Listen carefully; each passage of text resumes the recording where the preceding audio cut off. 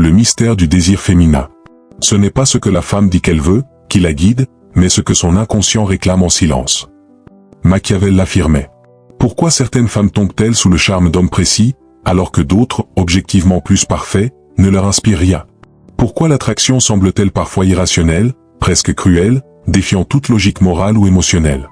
Le désir féminin n'est pas un accident. C'est une équation invisible, une danse subtile entre sécurité, mystère, intensité et domination émotionnelle. Et si je te disais que 4 raisons cachées guident inconsciemment le choix des femmes envers un certain type d'homme? Des raisons que même elles ne comprennent pas toujours. Tu es prêt? Alors entre dans les profondeurs de l'esprit humain, là où Machiavel aurait trouvé la vérité sur l'art de plaire, non par les mots, mais par la compréhension du pouvoir. Avant d'entrer dans la profondeur de ce que je vais te révéler, souviens-toi d'une chose, le savoir ne transforme rien s'il n'est pas intégré. Ici, chaque vidéo est une porte vers une compréhension plus fine de la nature humaine. Si tu ressens, ne serait-ce qu'un instant, que ce contenu te parle, alors abonne-toi. Pas pour suivre, mais pour continuer à grandir dans ta lucidité. Car comprendre l'esprit humain, c'est commencer à se comprendre soi-même. Tout commence ici. Là où la séduction cesse d'être un jeu, et devient un miroir des besoins cachés de l'âme humaine. Car derrière chaque sourire, chaque geste, il y a une émotion que l'on cherche à protéger, ou à raviver.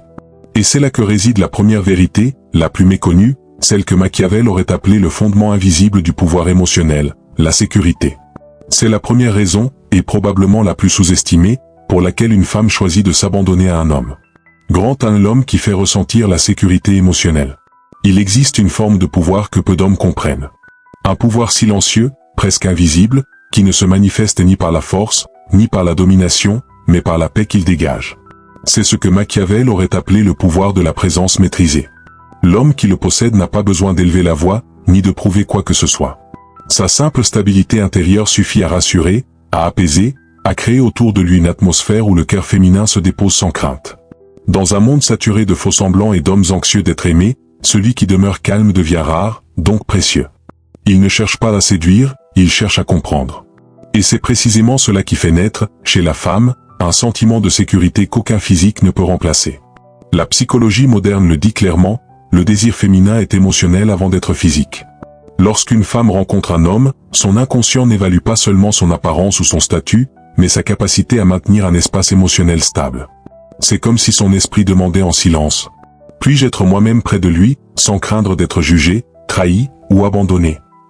Ce test n'est pas conscient, mais il est inévitable. Et la plupart des hommes échouent, parce qu'ils confondent la force avec le contrôle, et la confiance avec la rigidité. Le véritable pilier n'est pas celui qui impose, mais celui qui soutient sans enfermer. La femme qui le rencontre ne se sent pas possédée, elle se sent protégée. Et c'est cette différence subtile mais capitale qui fait toute la distinction entre une attirance passagère et une connexion instinctive. La douceur est la forme la plus raffinée de la force. Lao Tse le disait. Un homme émotionnellement stable ne cherche pas à être parfait. Il accepte ses failles, mais il ne s'y noie pas. Il ne réagit pas à tout, il choisit ce qui mérite sa paix. Et c'est cela qui rassure la femme, elle sent qu'avec lui, les tempêtes peuvent venir, mais le navire ne coulera pas. Quand elle parle, il écoute réellement. Pas pour répondre, mais pour comprendre. Quand elle doute, il ne panique pas. Quand elle s'éloigne, il ne s'effondre pas. Et quand elle se rapproche, il ne s'empare pas d'elle, il lui laisse la liberté d'être là. Car la sécurité émotionnelle, au fond, n'est pas une promesse. C'est une énergie. Une vibration intérieure qui dit « Tu peux te reposer ici.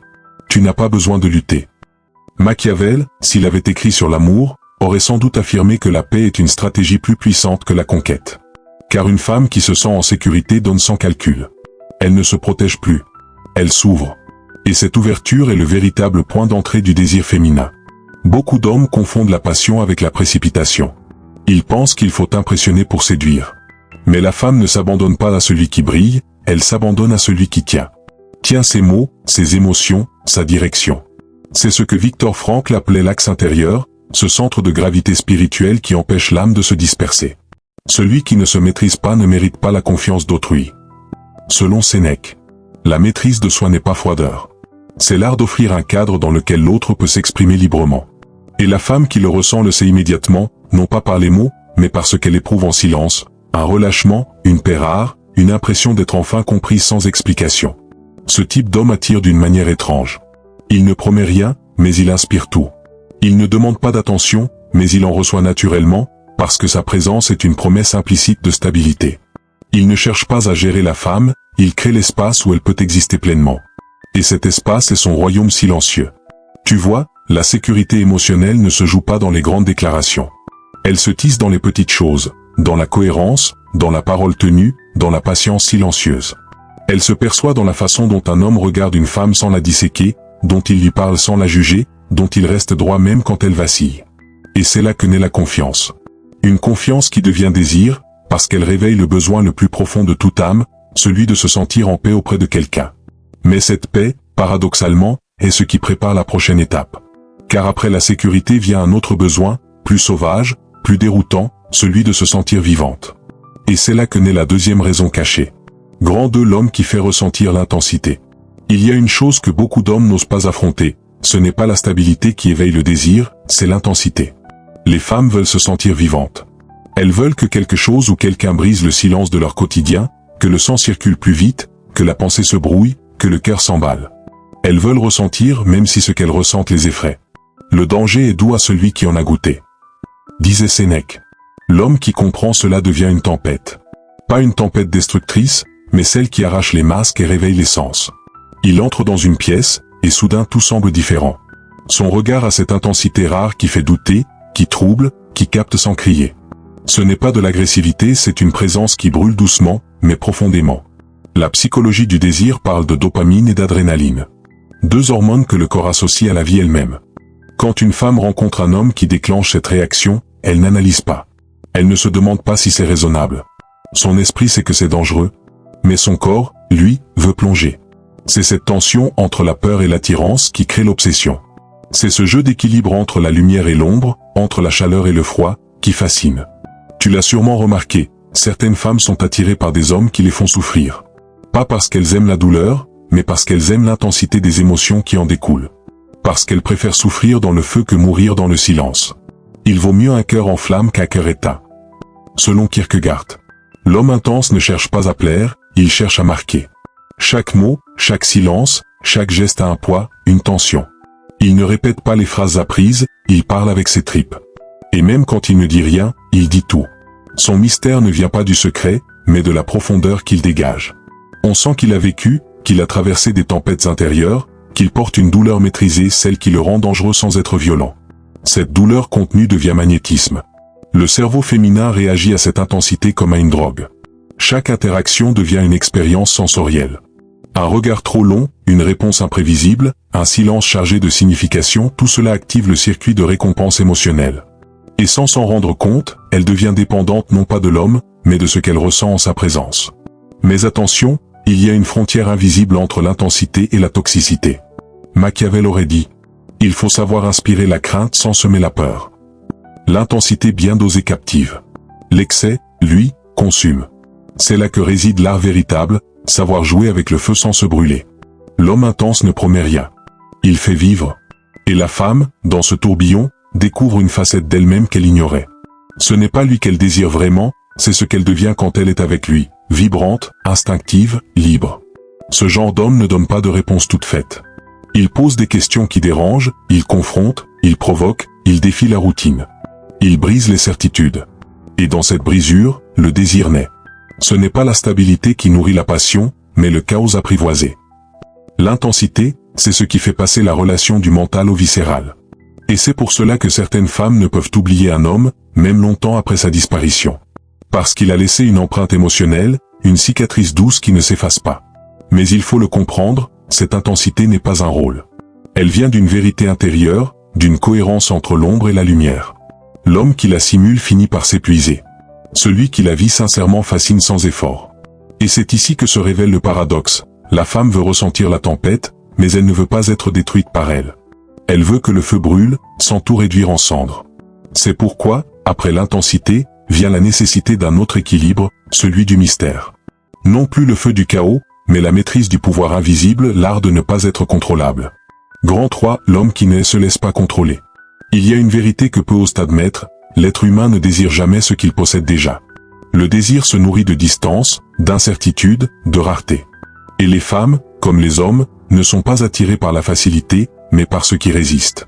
L'homme que l'on ne peut soumettre devient le plus fascinant des mystères. Selon Machiavel, l'homme qui ne se laisse pas contrôler n'est pas rebelle pour le plaisir de l'être.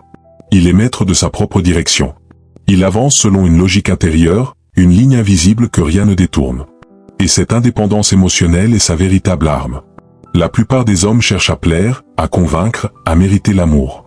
Mais plus un homme essaie d'être compris, plus il devient transparent. Et dans cette transparence, le mystère meurt. Or, le mystère est le cœur battant du désir. Ce n'est pas le rejet qui attire, c'est l'ambiguïté. Ce moment suspendu où une femme ne sait pas si elle t'a conquis ou si c'est toi qui la testes. Ce flou n'est pas cruel, il est vital.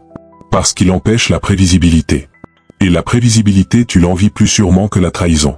L'homme indéchiffrable ne ment pas, il choisit simplement de ne pas tout dire. Chaque silence est une pièce de son jeu. Chaque absence est un rappel que sa valeur ne dépend d'aucune validation. Il comprend ce que Machiavel appelait la dynamique du pouvoir, être désiré, sans jamais dépendre du désir de l'autre. Celui qui dépend d'autrui est déjà esclave. Selon Sénèque, cette phrase, froide et implacable, contient toute la sagesse du contrôle émotionnel. L'homme qui vit selon cette loi ne fuit pas les femmes, il se suffit à lui-même. Et c'est précisément ce détachement qui crée le magnétisme.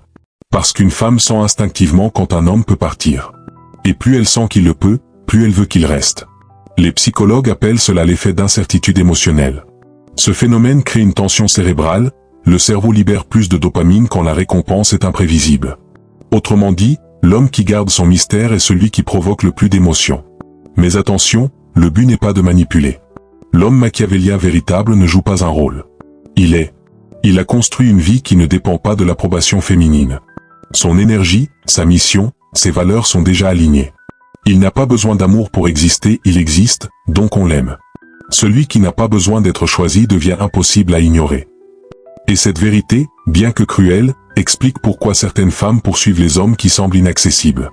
Elles ne cherchent pas seulement un homme, elles cherchent une preuve de leur propre pouvoir.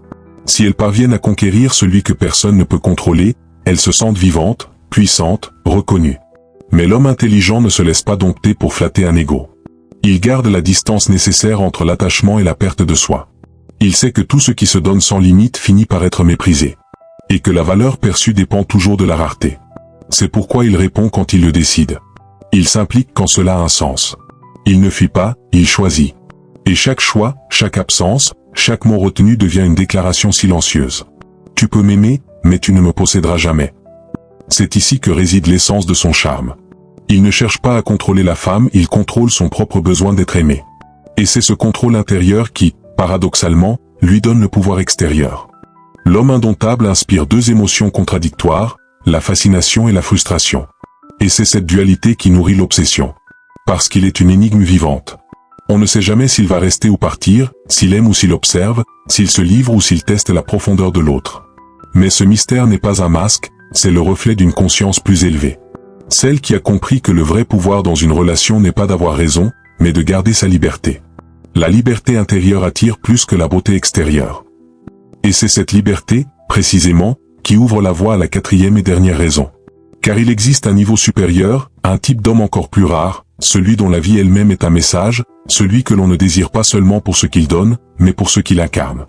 Un homme dont la mission devient l'aimant ultime du désir féminin. Et c'est là que tout change. Tu sais, si jusqu'ici tu ressens que ce que tu entends te parle, ce n'est pas un hasard. C'est peut-être que ton esprit commence à reconnaître une vérité qu'il avait longtemps ignorée. Et si tu veux aller plus loin dans cette compréhension, si tu veux vraiment percer les secrets du comportement humain, et voir ce que la plupart ne verront jamais, alors abonne-toi maintenant. Parce que chaque vidéo ici est une pièce d'un puzzle plus grand. Et ceux qui restent jusqu'au bout finissent toujours par voir l'image complète. Grand 4, l'homme aligné avec sa mission. Il existe une lumière que rien n'imite. Elle ne brille pas pour séduire, mais pour guider. C'est la lumière de l'homme qui a trouvé son chemin, celui dont chaque geste, chaque parole, chaque silence respire la cohérence. Cet homme ne cherche pas l'amour, il attire, naturellement, ceux qui vibrent sur la même fréquence que son but. Celui qui connaît la direction de sa vie devient le centre de gravité du monde. Selon Machiavel, le monde actuel est plein d'hommes désorientés. Certains cherchent le succès, d'autres la validation, d'autres encore une femme pour combler le vide qu'ils portent. Mais la vérité, c'est que personne n'aime un homme perdu. Même la compassion a ses limites devant l'indécision. Car l'âme féminine, profondément intuitive, reconnaît immédiatement la différence entre celui qui avance avec conviction et celui qui erre sans boussole. La femme ne cherche pas un dieu, ni un sauveur. Elle cherche un axe, un repère. Quelqu'un qui avance, même seul, même dans l'incertitude, parce qu'il sait que son existence obéit à une cause plus grande que lui. C'est cela, la mission. Pas un métier, pas un rêve vague. Mais une tension intérieure, une direction invisible qui structure toute une vie. Ce n'est pas le succès qu'il faut poursuivre, mais la signification. Viktor Frankl l'affirmait. Et cet homme, celui qui vit pour quelque chose, dégage une force tranquille. Il ne parle pas de ce qu'il fera, il le fait. Il ne demande pas la reconnaissance, il l'incarne. Son énergie a une gravité naturelle, les gens le sentent avant même de le comprendre. Les femmes, elles, le ressentent plus profondément encore. Parce qu'une femme ne désire pas seulement un homme, elle désire l'énergie qui émane de son mouvement. Un homme qui avance éveille le besoin instinctif de le suivre. Non pas par soumission, mais par admiration. Il ne promet pas un futur, il en construit un, sous leurs yeux. Cet homme ne cherche pas la validation des regards. Il marche dans la solitude quand il le faut. Car il sait que la solitude du juste est plus noble que la compagnie des indécis. Chaque matin, il se lève non pour être aimé, mais pour être aligné avec la vérité qu'il porte. Et c'est précisément cette fidélité à lui-même qui le rend désirable. Quand tu n'as plus besoin d'amour, l'amour vient te trouver. L'homme aligné avec sa mission n'a pas besoin d'en faire trop. Son silence parle. Sa constance inspire. Sa discipline éveille le respect. Et sa vision donne envie de croire à quelque chose de plus grand. Ce type d'homme ne cherche pas à séduire, il crée un champ d'attraction naturel. Parce que son énergie n'est pas dispersée. Il n'est pas dans la demande, mais dans l'offrande. Son regard ne quémande pas, il rayonne. Et ce rayonnement ne vient pas d'un ego gonflé, mais d'une âme en paix. Quand une femme entre dans son champ, elle sent quelque chose qu'elle n'avait jamais ressenti auparavant. La sécurité de la première partie, l'intensité de la deuxième, le mystère de la troisième, et la transcendance de cette dernière. Parce qu'en lui, tout s'unit. La stabilité et la passion, le calme et le feu, la force et la douceur. Il ne choisit plus entre séduire et inspirer, il fait les deux, sans effort. Il devient le reflet vivant de l'équilibre humain. L'homme qui vit selon sa mission ne conquiert pas les femmes, il conquiert le temps. Et ce pouvoir-là est le plus grand. Parce qu'il ne dépend de personne. Il attire sans chercher, il garde sans retenir, il inspire sans imposer. La femme qui croise sa route ne cherche pas à le posséder. Elle veut simplement marcher à ses côtés. Parce qu'au fond, elle sent que cet homme est un passage vers quelque chose de plus grand qu'elle-même. Il est un portail vers l'expansion, la profondeur, la vérité. C'est cela, le dernier niveau du jeu, ne plus jouer. Ne plus séduire par la peur ou la stratégie, mais par la clarté, la mission, la foi dans ce que l'on incarne.